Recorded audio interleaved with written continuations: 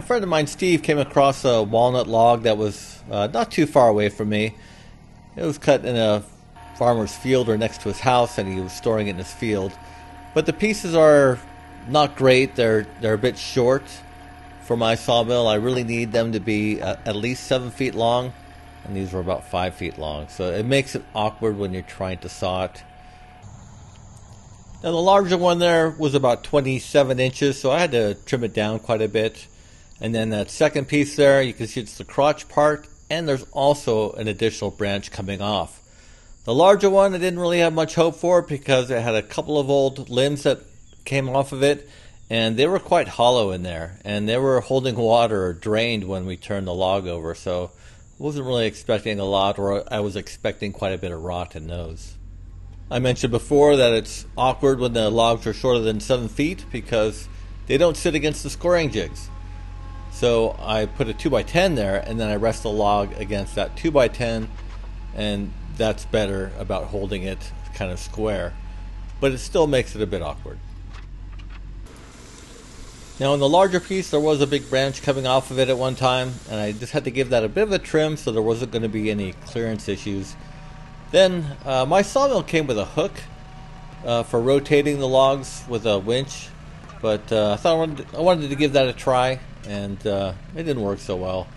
In the end, just took it off and let James use the grapple on the tractor to get that off, rotate it to the direction we wanted it, and then put it back onto the sawmill.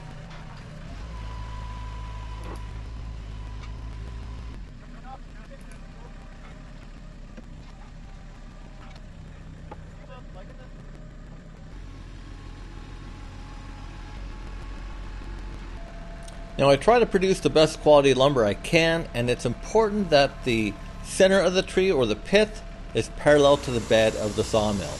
So I just picked up the end there and wedged it, but unfortunately it rolled a little bit here. And the plan was to just roll it over onto that flat spot and then slab it so I had a live edge on both sides. So I had to take another little skim through the log just so it'd have a flat spot to sit on. And then James flipped it over, and then I went through this log at 6/4 thickness or 1.5 inches, so I had a live edge on both sides.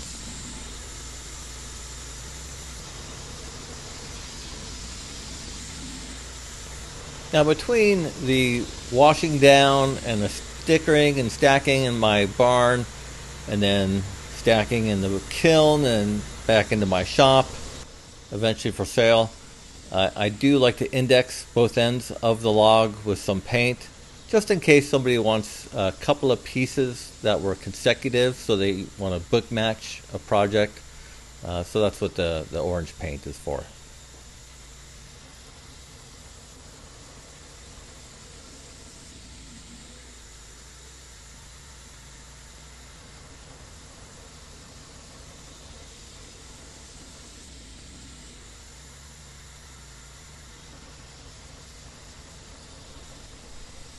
At this point I'm getting pretty close to having clearance issues with the top of the sawmill, so just had to remove the first few slabs that we got them out of the way. Then of course it started to rain, which we need around here, so it was kind of welcome rain, but had a bit of a rain delay.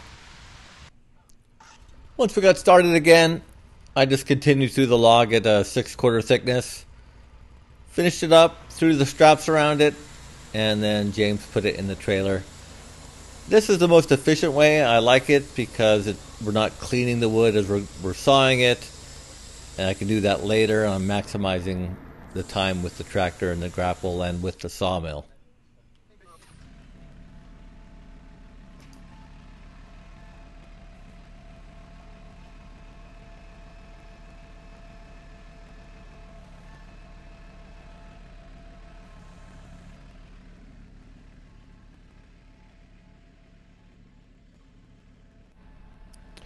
This next log was going to be a lot more promising. You can see it branches off, so you have some crotch figure there, and then there was even a third branch, so you have even more figure to the slabs coming off of this. But again, quite awkward to do because it was quite short. It won't go between the scoring jigs. So again, I'm using that 2x10.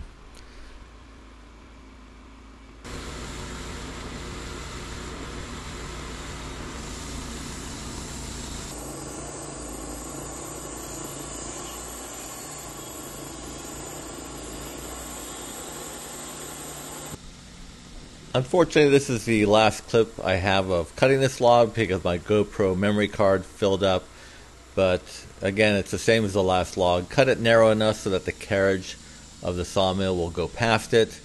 Then I rotate it 90 degrees from this position, cut a flat spot in it, and then rotate it so it sits on that flat spot on the sawmill, and then just cut it. And with this one, like the last one, I cut it at 6/4 thicknesses. We actually cut through this log fairly quickly. When you're doing these odd logs, it's really slow going, and so we only cut the 2 logs that day of the walnut, and then I did a third one that was fairly straightforward for James, some fence posts. And when I say that we only did 3 logs that day, I'm home by noon. It's the middle of summer, and by 12 o'clock it's over 100 degrees with the heat index. So then it was back home to wash the slabs down, stack and sticker them.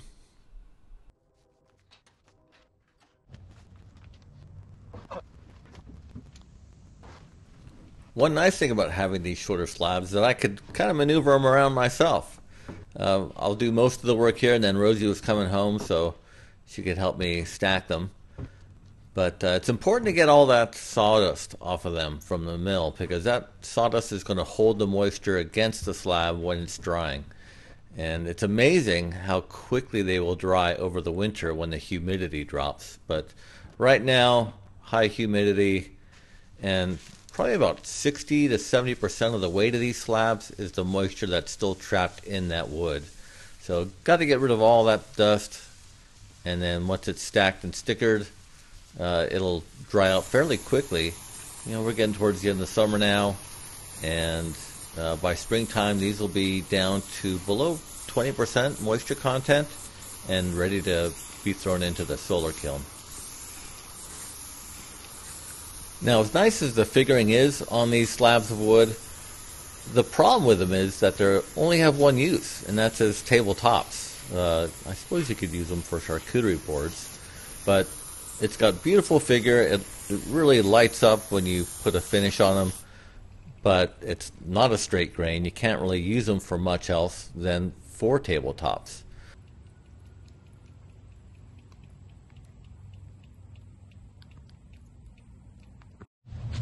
Oh wow, look at those. Yeah. They look nice. Some rot here. Yeah, well you can incorporate that into the table. Yeah, I can just fill it with epoxy. I mean, it's... Looks good. But there's only rot on that one, a little bit on that one, Yeah. a little bit on this one, a little bit here, a little bit here. But there's some really nice figuring on them. Wow. And these are black walnut? Yes. And why is there why is there some white? That is the sapwood. This part of the tree is actually just kind of dead. It's this part that's alive. I did not know that. Yeah, how about that? Alrighty then. Ready? So that'll be first. We'll work our way along. Is there a spot in there to put them? Yeah. And why don't you take the top? I'm going to take the one that goes in the garage last. Yeah. In the barn last. Okay. Ooh-ah. Oh, it is all icky. Ooh-ah. Yeah. Okay. All right. Oh, ooh, it's muddy. Ew. Ew.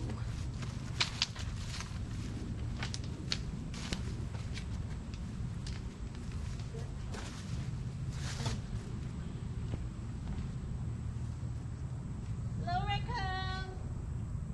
We're here, raccoon. Hello, raccoon. A few weeks ago, I got chased out of my barn by a mama raccoon and her babies. It was pretty scary at the time, but I can laugh about it now. But it appears that she had moved on by this point. I did a thorough check before Rosie agreed to help me stack this lumber. But it is a pretty funny video. You should have a look. I'll leave a link to it up in the corner there.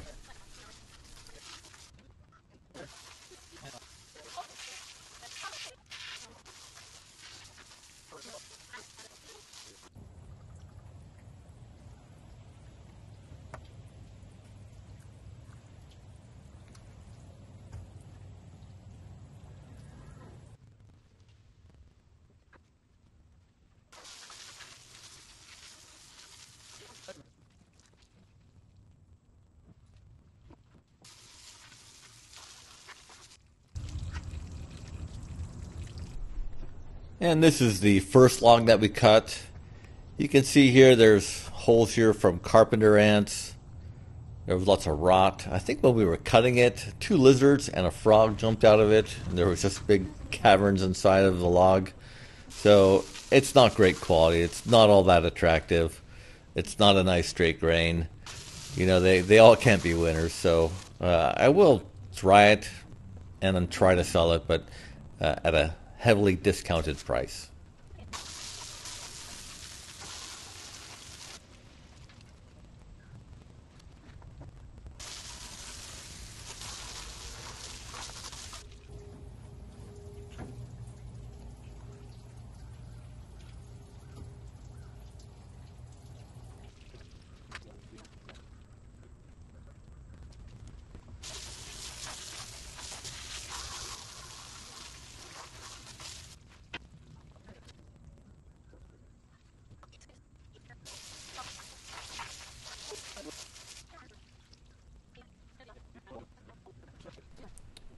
And by the time we were finished, Bert and Ernie came down to check out what was going on. But that wraps it up. Just putting the trailer away and finishing it up. Thanks for watching. And if you have any questions, please list them down below. See you next time.